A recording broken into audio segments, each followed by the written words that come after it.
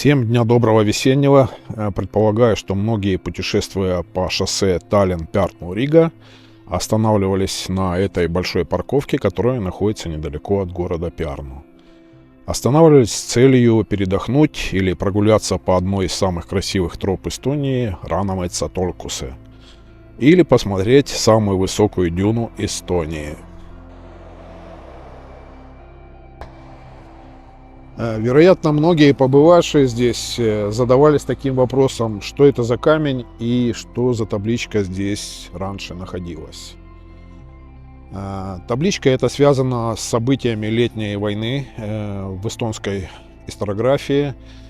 7 июля 1941 года в этих краях произошло боестолкновение между отрядами самообороны, лесными братьями, истребительным батальоном Пярнуским и отрядом Красной Армии. В полукилометре отсюда у Тим-канала находится второй мемориальный камень. Он также посвящен этим событиям. О чем гласит надпись на его плите, я вам сейчас покажу и расскажу. А также расскажу еще много различных интересных фактов об этих местах, о природе и о многом другом. И, забегая немножко вперед, расскажу вам один из фактов. Аккурат посередине между двумя мемориальными камнями находится Охфрикохт, жертвенник, который я постараюсь найти вам и показать.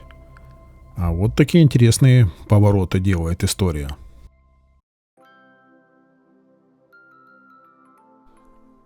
А в начале немножко истории. Балтийское море образовалось на месте Литаринового моря, которое находилось здесь примерно около 5000 лет назад. И сейчас я нахожусь в том месте, где раньше плескались воды этого моря. Но время летит, все меняется. А в данный момент здесь находятся дюны и природный заповедник Luitema.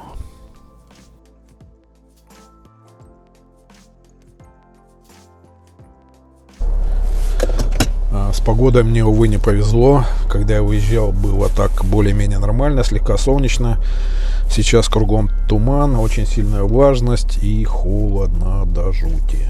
Но поедем дальше, посмотрим. Недалеко от парковки находится поворот, указатель которого гласит Романтилины Рана Т. Романтическая прибрежная дорога.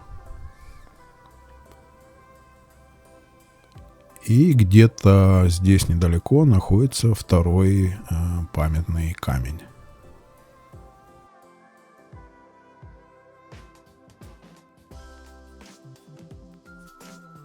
В 600 метров от первого мемориального камня находится второй. Находится он рядом с Тим-каналом. Здесь произошли в 1941 году, в июле месяце, бои между эстонским ополчением, лесными братьями и истребительным батальоном Красной Армии Пярну. Табличка на камне гласит: 8 июля 1941 года Пярнуский истребительный батальон сжег школу и 18 домов деревни Рана-Метса. И ниже идет цитата стихов поэта Рунеля.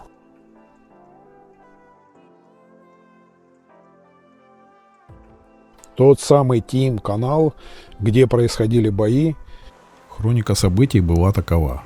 В июле 1941 года местное ополчение взяло под контроль исполком в Хедаместе. Позже прибыл Пярнуский истребительный батальон Красной Армии. А 7 июля объединенные силы пехоты и истребительного батальона атаковали местное ополчение.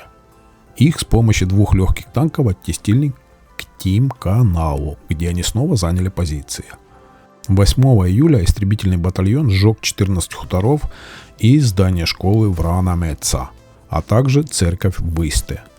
позже в Такурана завязался бой между наступающими немцами и истребительным батальоном, покидавшим Ранамеца. Во второй половине дня в Пярну прибыли эстонские и немецкие части. Следующий мой рассказ о жертвеннике, о котором я упоминал ранее. На его поиски я отправился со стороны Тим-канала. Тяжеловато. К сожалению, совершенно никаких указателей здесь нету. Я поднялся на одну из дюн и иду по вытоптанной тропинке. Возможно, она меня приведет к этому месту. Облазил практически все прибрежные дюны от парковки тропы Ранамеца-Толкусе и Тим-канала. Ничего не нашел, кроме вот таких странных конструкций. Никаких указателей, ничего нету, что здесь когда-то находилось место жертвоприношений.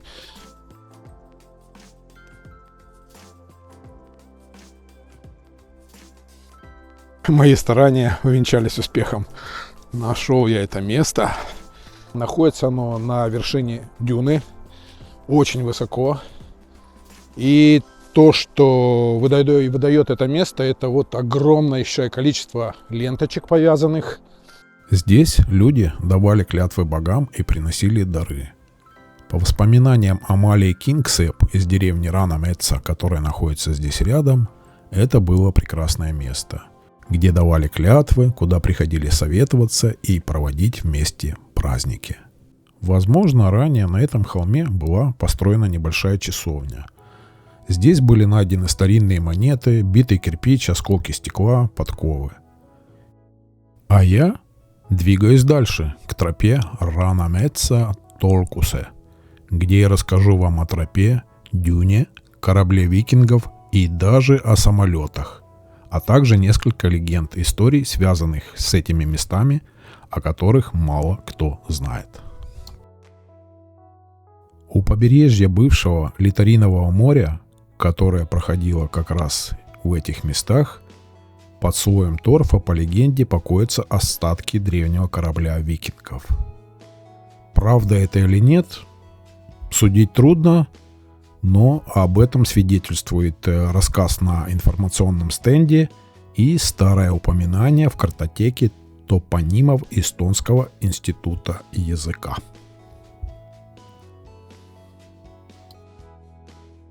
Торнимяги – самая высокая дюна Эстонии и, по некоторым источникам, даже стран Балтии. И смотровая вышка, которую недавно построили совершенно новую, старую снесли, новую построили. Это было примерно около года назад.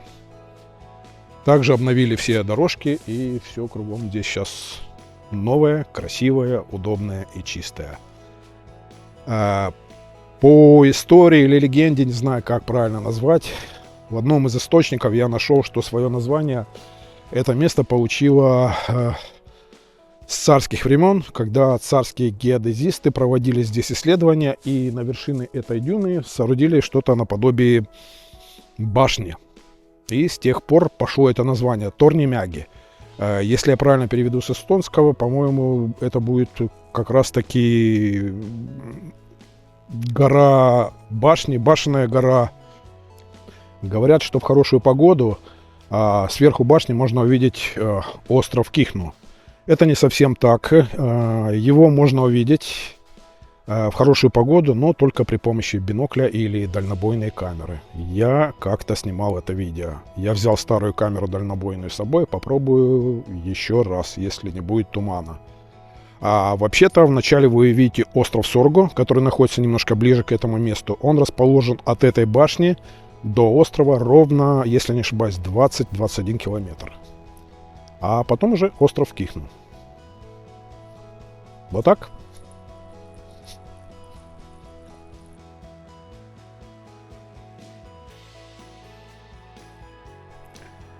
Как я говорил, увидеть остров Кихну, Соргу не всегда получается, тем более без бинокля или камеры с большим зумом. И как я и предполагал, я поднялся, примерно вот в этом направлении находятся эти острова. Вот где-то там.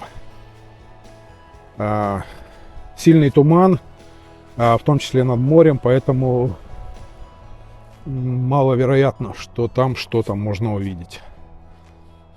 Болото Толкусе, которое вы видите у меня за спиной, возникло в результате того, что когда отступало море, возникло закрытое водное пространство, нечто вроде лагуны между дюн.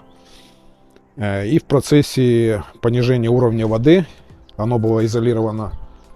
Появление осадков различных, которые оседали на дно, в том числе торфа, появилось вот это замечательное болото Толкусе.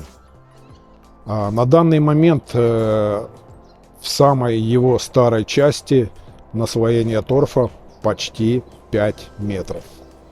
А еще есть такой интересный факт. К сожалению, полностью подтвердить я его не могу. Вся информация, которую я нашел, это на эстонских форумах. А информация гласит о том, что здесь, в этом болоте, покоится самолет. Я не помню точно каких годов, если не ошибаюсь, 50-х или 60-х, который выполнял полетное задание военный. И что-то там произошло, и он где-то здесь рухнул в этом болоте. Были и другие истории с самолетами в этих краях. Во время боев у Тим-канала совершил аварийную посадку бомбардировщик Юнкерс-88 Люфтваффе. 2 пулемета МГ-15, находившиеся на его борту, были отданы ополчению. А в июле 1944 года недалеко от хутора Пену упал эстонский учебный самолет Гота-145. Пилот остался жив. И я продолжу свое небольшое путешествие и свой рассказ. Как и подобает всем тропам в Эстонии, будь то они учебные, познавательные, туристические, либо еще какие, присутствуют информационные стенды. Так и здесь. Этот стенд посвящен теме о том, как образовалось озеро, вернее озера болотные, которые находятся здесь рядом, куда я сейчас пойду.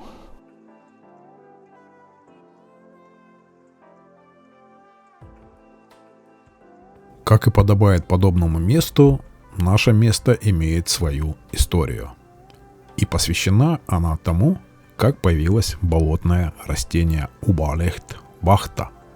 В царские времена, когда молодых людей забирали на длительную службу в царскую армию, и возвращались они домой уже практически стариками, пришло время службы молодого Юри, который был одиночкой и любил бродить по лесам и болотам. Он решил бежать. За ним бросилась погоня, и когда Юрий достиг берега болотного озера, посреди которого был островок, он бросился в воду и поплыл к острову. Болотный туман скрыл его от преследователей.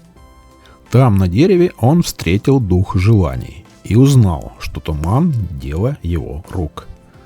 Дух велел ему одеть волшебную обувь, пройти по воде и мимо преследователей. Увидев идущего по воде Юри, они решили, что он святой. С тех пор его никто не беспокоил. Он вернул духу волшебную обувь, наполнил ее бобами в знак благодарности. Дух остался очень доволен. Но однажды он уронил один боб, и на его месте выросло красивое растение с белыми цветами, которое в народе стали называть Убалехт – бобовый лист. Надеюсь, мой рассказ был интересен. Подписывайтесь. Будут еще интересные открытия, факты, о которых мало кто знает. А всем я хочу пожелать новых позитивных открытий и хороших путешествий.